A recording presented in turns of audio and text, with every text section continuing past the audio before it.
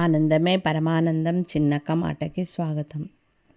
అందరికీ నమస్కారం అండి. ఈరోజు నేను చూపించబోయే వంటకం ఇడ్లీ సాంబార్. ఈ సాంబార్ చేసుకోవడానికి 1 టీ స్పూన్ శనగపప్పు, 1 టీ స్పూన్ మినపప్పు, హాఫ్ టీ స్పూన్ పెసరపప్పు, 1 టీ స్పూన్ ధనియాలు, ఒట్టి మిరపకాయలు ఒక 10 తీసుకొని టమాటా 2 టమాటాలను కట్ చేసుకొని పెట్టుకోవాలి. ఒక ఉల్లిగడ్డను కట్ చేసుకోవాలి పెట్టుకోవాలి. కరివేపాకుని తీసుకోవాలి.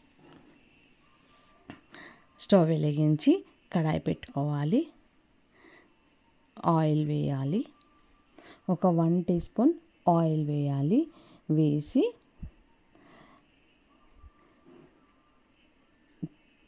శనగపప్పు, మినప్పప్పు,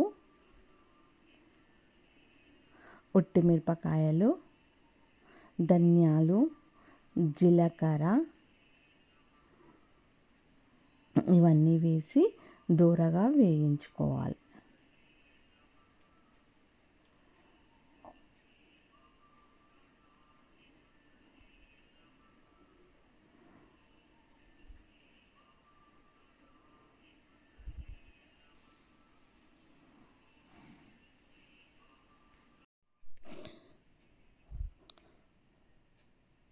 మరలా కడాయి పెట్టి 1 టీ స్పూన్ ఆయిల్ వేసి 1 టీ స్పూన్ జీలకర్ర వేసుకొని ఒక ఉల్లిగడ్డను చిన్న చిన్న పీసెస్గా కట్ చేసుకొని వేసుకొని ఒక టమాటాను కూడా వేసుకోవాలి. ఈ విధంగా నూనెలో వేగిన ఉల్లిగడ్డలో టమాటాను కూడా యాడ్ చేయాలి. ఇది దూరగా వేగిన తర్వాత కట్ చేసుకున్న టమాటాను కూడా వేసుకొని ఈ విధంగా నూనెలో వేయించుకోవాలి.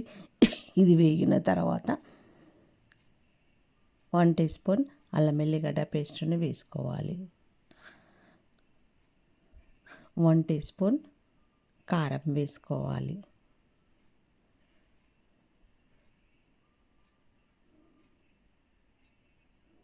హాఫ్ టీ స్పూన్ పసుపుని వేసుకోవాలి.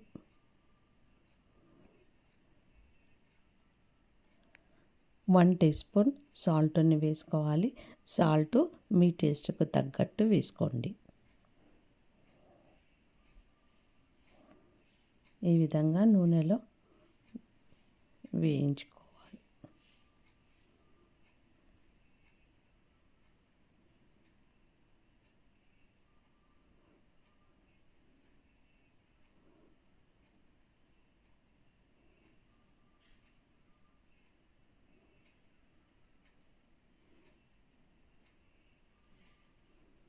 పావు టీ స్పూన్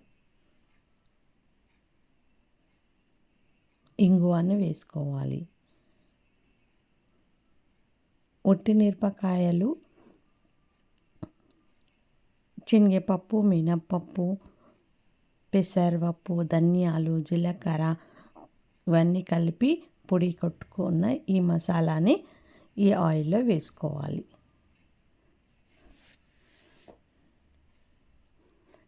నూనెలో వేయించిన తర్వాత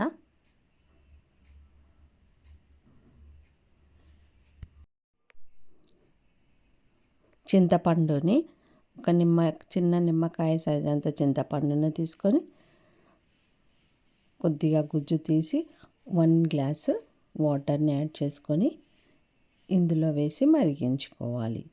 ఈ విధంగా పప్పుని రుద్దుకున్న పప్పుని చింతపండు గుజ్జును వేసి మొత్తం ఈ విధంగా మరిగించుకోవాలి. Recipe ready. ఈ విధంగా idli sambar ready. Idli sambar ready.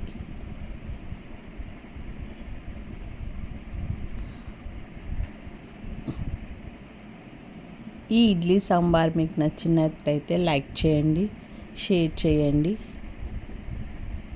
Please subscribe. Thank you for watching.